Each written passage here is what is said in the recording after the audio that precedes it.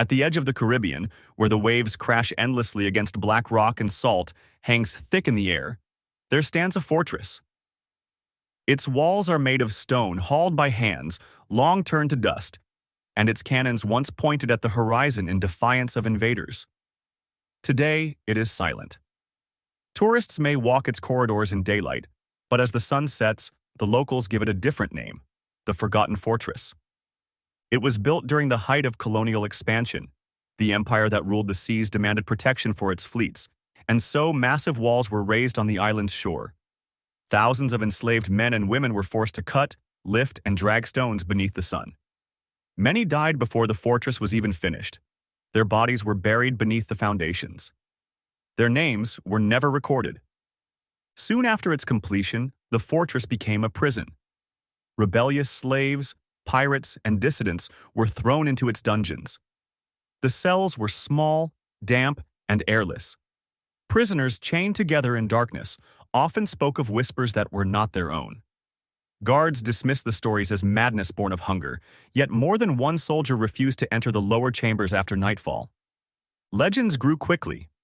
Fishermen swore they saw figures on the walls long after the garrison had abandoned their posts. At night, lights flickered in the watchtowers, though no fire burned there. And sometimes, when the tide was strong, voices carried across the bay, chants, songs, and cries that no living throat produced. The darkest tale comes from the Great Rebellion of the late 18th century. Enslaved men and women rose against their masters, seizing weapons and storming the fortress. For 3 days, the air filled with smoke and blood. The rebels were finally overwhelmed. Hundreds were executed inside the very walls they had built. Those who survived swore that even as the cannons fired, they heard drums beating beneath the ground, calling them to freedom. After the rebellion, the fortress began its slow decline. Wars shifted elsewhere, and the island was left to decay. Soldiers stationed there complained of sleepless nights. They spoke of chains rattling in empty corridors, of cold hands brushing their shoulders. One captain recorded in his journal that his men refused to patrol the battlements after midnight. He did not blame them. He too heard the marching of invisible feet. By the 19th century, the fortress was abandoned. Its walls crumbled, and vegetation claimed the courtyards. Yet the silence was never complete. Villagers nearby told of shadows gathering at the gates during storms, of voices calling from the sea.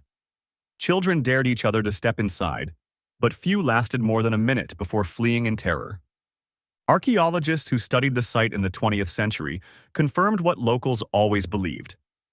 Beneath the fortress lay mass graves, skeletons shackled at the wrists and ankles, bones marked with deep cuts. The silence of centuries was broken, but the discoveries only deepened the sense of unease. Visitors today describe sudden drops in temperature, even beneath the Caribbean sun. Cameras fail without reason. Photographs taken inside often reveal more than intended. Figures standing in doorways, eyes staring from windows long sealed. Some dismiss them as tricks of light. Others refuse to speak of what they captured. A guide who has worked there for years swears he never walks alone. When I turn the key to lock the gates, he says, I feel someone behind me. But when I look, there is nothing. Only shadows stretching across the stones. For the people of the island, the fortress is more than a ruin. It is a wound that never healed. Each generation passes down the stories of the enslaved whose cries echo in the night, of rebels whose spirits still march, of guards who never left their posts. The fortress remembers what history tried to forget. Some nights, when the moon rises full and silver over the bay, witnesses claim to see torches flare along the ramparts. A procession of figures in chains walks slowly through the courtyard, vanishing at the gate. The sea roars louder, as if to drown the sound of their voices. And then, silence returns. The forgotten fortress remains, battered by storms but unbroken, a monument not only to power but to pain. Its stones hold more than history. They hold the weight of every soul that passed within their walls.